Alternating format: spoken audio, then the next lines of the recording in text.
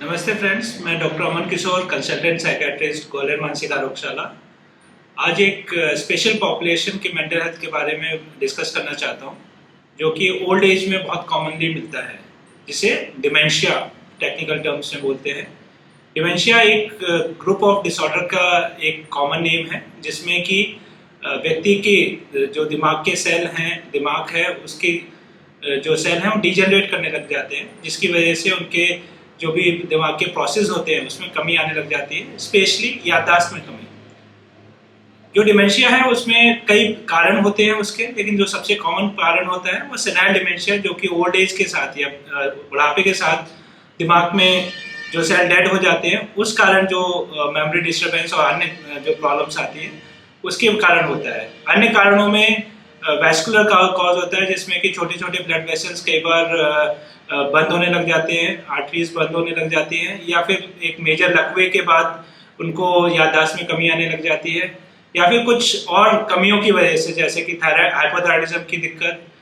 Vitamin B12 की deficiency, या फिर कुछ और मेटाबॉलिक कॉज की वजह से ब्रेन के सेल डीजनरेट होने लग जाते हैं या डेड होने लग जाते हैं। अब डिमेंशिया में सिर्फ याददाश्त की कमी ना आना एक मुख्य लक्षण के अलावा और भी कई लक्षण होते हैं। तो जब हम स्टार्टिंग के लक्षणों में बात करते हैं डिमेंशिया में, तो याददाश्त जो होती है वो हाल फिलहाल की मेमोरी की ज़्यादा होती है, जैसे कोई चीज़ रख के भूल जाना, किसी किसी का जो भी कार्य सोचा है वो शाम को याद नहीं रहना, किसी ने कोई बात बताई है वो बात उसको दोबारा याद नहीं आना, फ़ोन पे क्या कन्वर्सेशन किसी का साथ हुआ है वो बात में याद नहीं आना। ये मुख्य प्रारंभिक याददाश्त के लक्षण होते हैं, जो कि इमीडिएट और रिसेंट मेमोरी के साथ होते हैं। रिमोट मेमोरी, जो कि पुरानी याददाश्त है, वो कई दिनों के बाद, कई महीनों के बाद जब प्रोग्रेस कर जाता है डिसीज, तब इफेक्ट होती है, जिसमें पुरानी यादें भी भूलने लग जाते हैं। अब याददाश्त की कमी के साथ साथ, भूलने की कमी के साथ साथ, उन्हें अपने जैसे, क्योंकि ब्रेन का अलग अलग हिस्सा अलग अलग कार्य के लिए बना हुआ है और उसमें अलग अलग कार्य को कंट्रोल करने की क्षमता होती है, वैसे ही ब्रेन के अलग अलग पार्ट में जब भी सेल डेड होते हैं उसी के अनुसार उनके कार्य क्षमता में भी कमी आने लग जाती है। तो जो मुख्य दूसरा एक लक्षण होता है, जिसमें कि एक रिपीटेड कार्य करने की क्षमता है, जिसको एप्रेक्सिया कहते हैं, उसकी वजह से, डिमेंशिया की वजह से वो भी प्रॉब्लम आने लग जाती है, जिसमें कि वो अपने कपड़े सही तरीके से बटन ना लगा पाना, हुक ना लगा पाना, महिलाएं साड़ियों की प्लेट नहीं लगा पाना, या उनको कंफ्यूजन होना है कि राइट या लेफ्ट का कौन सी तरफ का बाह में पहले हाथ डालें। और इसी तरीके से वो जब अपने दिनचर्या के काम कर रहे हैं, जैसे ब्रश कर रहे हैं या फिर अपने बालों को संवार रहे हैं कंघी से, या फिर इवन खाना खा रहे हैं, तो सही तरीके से सही सीक्वेंस में कार्य नहीं कर पाते और इसकी वजह से उनका दिनचर्या में बहुत तकलीफ होती है। दूसरा एक चीज होती है जिसको हम कहते हैं कि पहचानने में दिक्कत, जिसको हम एग्नोसिया भी कहते हैं, जिसमें कि व्यक्ति विशेष जब डिमेंशिया की तरफ जाने लग जाता है उस समय में उसको चीज़ों को पहचानने में दिक्कत आती है कि ये चीज़ कौन है, या फिर इवन लोगों के चेहरे पहचानने में कि ये व्यक्ति जो आया है आज मुझसे मिलने, वो कौन है, वो कौन व्यक्ति मेरे को मिल के गया। तो तीसरा एक जो मुख्य लक्षण हो जाता है वो होता है उसका नाम न ले पाना। जैसे कि अगर उसको ग्लास से पानी मंगवाना है तो ग्लास का ग्लास ना नाम लेके बोलते हैं जिसमें पानी लाते हैं वो चीज़ मुझे ला दो, या फिर जिससे मैं बाल ओछता हूँ वो चीज़ ला दो, या जिससे लिखते हैं वो चीज़ ला दो। तो इस तरह के वो वर्ड यूज़ करने लग जाते हैं और उसका पर्टिकुलर नाम वस्तु का या पर्टिकुलर आदमी का नाम ना ले पाना, उनको याददाश्त में वो चीज़ें नहीं आती हैं और इसी वजह से उनको दैनिक कार्य क्षमता में और कमी हो जाती है।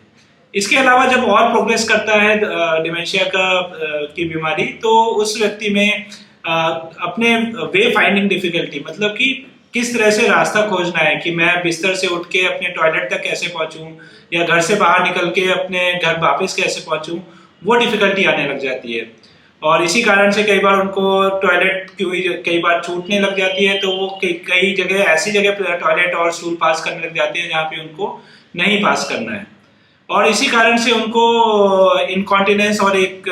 जिसमें एक और मुख्य लक्षण है वो भी आने लग जाता है, जिसमें उनकी पेशाब और जो स्टूल है वो सही समय और सही जगह पे वो पास नहीं कर पाते, उनके कंट्रोल उससे हट जाता है।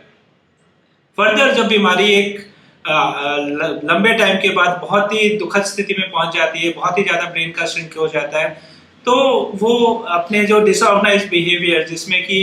अपने कपड़ों का ध्यान ना रख पाना, अपने अन्य वस्तुओं का ध्यान ना रख पाना कि सोसाइटी में कैसे अप्रोप्रिएटली बिहेव करना है। कभी कभार वो जो सेक्सुअली इनअप्रोप्रिएट बिहेवियर्स करने लग जाते हैं। इस तरह की भी कई सारी चीजें हम लोगों को देखने को मिलती है।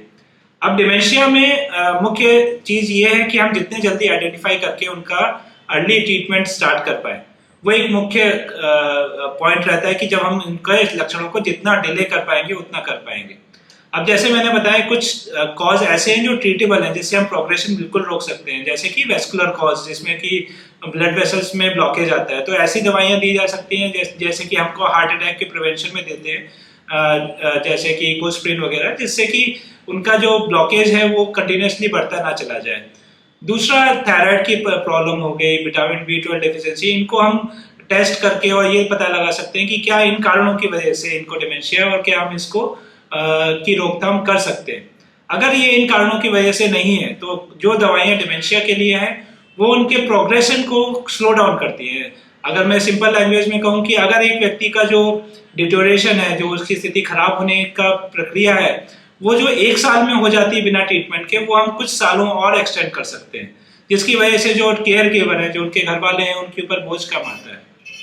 तो जल्दी से जल्दी हमें डिमेंशिया वाले पेशेंट्स को किसी न किसी मनोरोग विशेषज्ञ से, साइकेट्रिस्ट से, न्यूरोलॉजिस्ट से बिल्कुल कंसल्ट करना चाहिए, ताकि हम इनको प्रोग्रेशन को हम स्लो डाउन कर पाए। साथ ही जो घर वालों को हम हिदायत दे सकते हैं कि किस तरह से उनको मैनेज किया जाए। घर में कोई भी डिमेंशिया का पेशेंट है तो उनको कैसे उनके घर पे देखभाल की जाए, या उनके लिए क्या क्या इंपॉर्टेंट टिप्स हैं। उसमें मुख्यतः है कि उनके जो दिनचर्या का, डेली का रूटीन का काम है, वो फिक्स टाइम पे हो। उनका जो रहन सहन की व्यवस्था है, जैसे कि बिस्तर की पोजीशन, टेबल की पोजीशन, टॉयलेट की पोजीशंस, या फिर कमरे जिसमें वो रह रहे हैं या जिस फ्लोर पे रह रहे हैं, वो चेंज ना किया जाए। कई बार ये देखा जाता है कि बुजुर्गों में जब भाइयों के पास रहते हैं तो कभी 6 महीने एक भाई के पास, 6 महीने दूसरे भाई के पास रह रहे हैं, तो उसकी वजह से उनको एडजस्ट करने में, नई सिचुएशन में बहुत दिक्कत आती है और उनकी कंफ्यूजन बढ़ती चली जाती है। तो ऐसी स्थिति में हमें कोशिश ये करनी चाहिए कि ज़्यादा से ज़्यादा समय एक ही जगह पे, एक ही कार्यस्थल पे रखें, जिन पे कि उनको अपने आप आदत बन पाए कि ये वस्तु कहाँ है और मेरी टॉयलेट्स, मेरे दिनचर्या की वस्तुएं किस जगह पे क्या मिलेगी। दूसरा, रीओरिएंटेशन उनको करते रहना चाहिए, जैसे कि घर में एक निश्चित जगह पे एक बड़ा सा कैलेंडर, जिसमें कि आज की डेट, आज का महीना और आज का साल, जो अभी करंट साल है, वो अच्छे तरह से सामने दिखता रहे, और वो व्यक्ति को बार बार हम याद कराते रहें कि अभी ये तारीख है, ये महीना है और ये साल है, और अभी दिन के इतने बजे हुए हैं। तो इस तरीके से हम उसकी लॉन्गेविटी मेमोरी की बढ़ा सकते हैं। प्लस कुछ ओल्ड एल्बम्स, जिसमें कि रिश्तेदारों की, दोस्तों की तस्वीरें रहती हैं, उन तस्वीरों को हम उनको दिखा के उनको याद करने की कोशिश करवा सकते हैं, और इन छोटी छोटी एक्सरसाइज से हम उनकी याददाश्त लंबे टाइम तक हम बचा के रख सकते हैं। तो मैं जरूर अपील करना चाहूँगा कि डिमेंशिया के मरीजों को आप जरूर मनोरोग विशेषज्ञ, साइकेट्रिस्ट से दिखवाएं, ताकि हम प्रोग्रेशन एटलीस्ट स्लो डाउन कर पाएं, ताकि आपको जो प्रॉब्लम्स आगे चल के आने वाली हैं उनके केयर टेकिंग में, उसको हम लंबे टाइम तक बचा के रख सकें। नमस्कार।